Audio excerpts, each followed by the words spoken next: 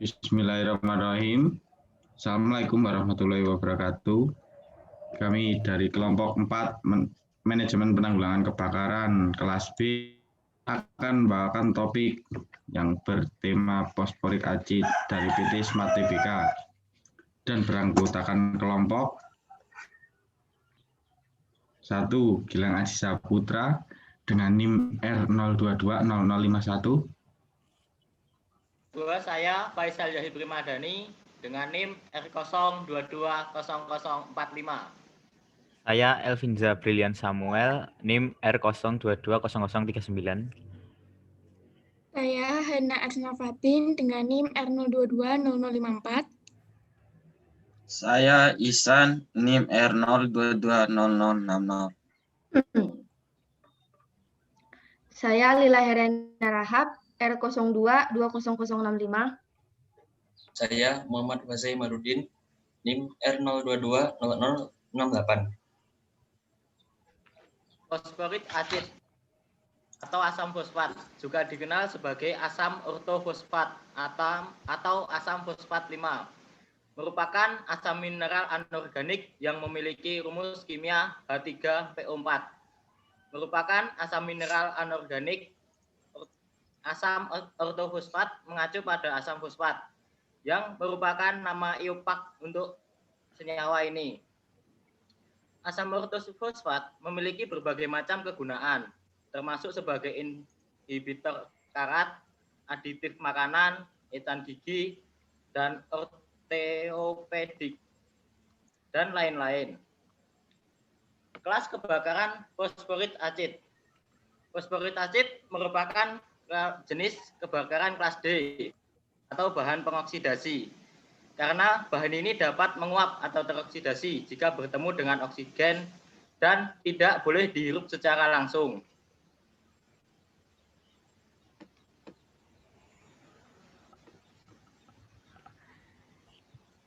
Oke, dilanjut, Iksan. Yang B. Yang B, asam sulfat merupakan senyawa berbentuk cairan. Jika tidak terkena oksigen akan berbahaya jika menguap, dan jika terhirup akan berbahaya bagi tubuh. Cairan ini bersifat korosif. Jika terkena tangan maka dapat menyebabkan luka. Pengertian: jika terkena sesuatu akan menguap, dan jika terhirup akan berbahaya bagi tubuh. Cairan bersifat korosif, jika terkena tangan, mata dapat menyebabkan luka. Korosif adalah sifat suatu substansi yang dapat menyebabkan benda lain hancur atau memperoleh dampak negatif.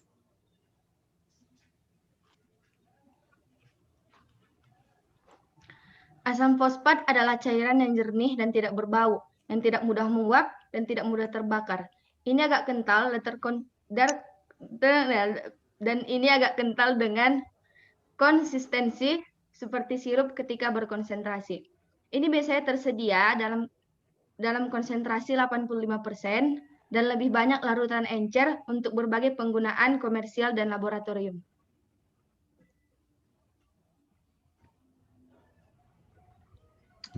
Titik nyala atau flash point dan batas nyala dari fosforik acid.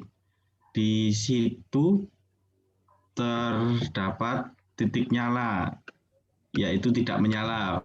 Dari informasi yang didapat pada MSDS dikatakan bahwa titik nyala tidak menyala, jadi tidak ada batas nyala juga. Lanjut. Selanjutnya penyimpanan dan penimbunan bahan menurut MSDS. Yang pertama, jangan diletakkan di dalam wadah logam. Yang kedua, wadah tertutup rapat. Dan yang ketiga, suhu di atas 15 derajat Celcius.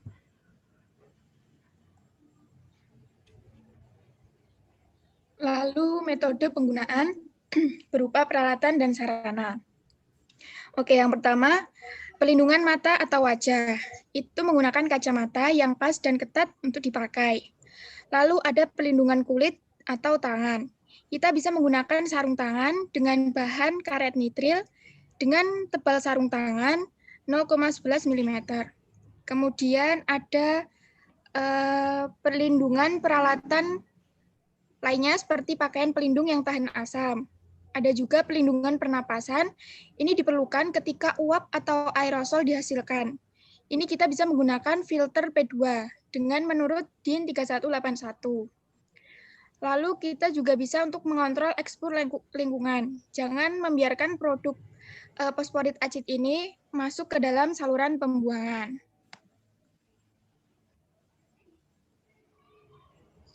Untuk informasi transportasi atau pengangkutan, nomor UN 1805 untuk nama pengangkutan UN, phosphoric acid solution, bahan berbahaya, asam ortofosfat.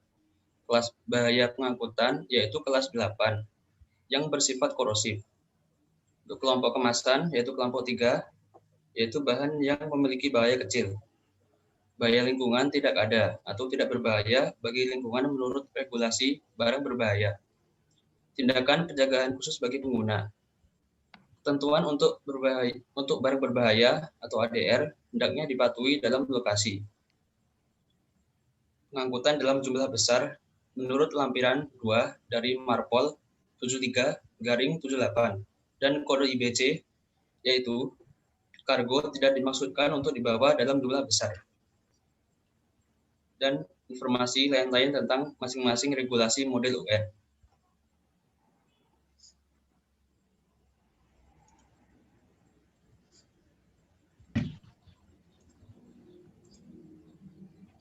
Nah, untuk yang terakhir, ini penanganan bila terjadi kebakaran.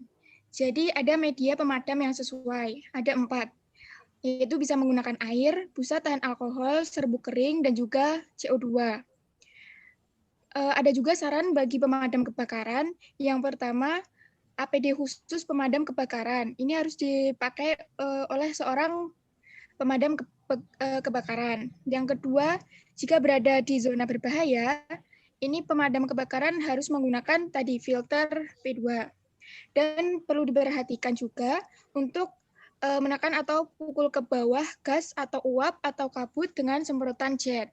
Dan juga cegah air pemadam kebakaran untuk tidak mengkontaminasi air permukaan atau tanah.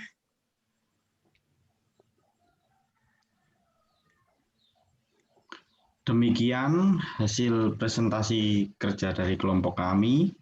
Semoga bermanfaat. Wassalamualaikum warahmatullahi wabarakatuh.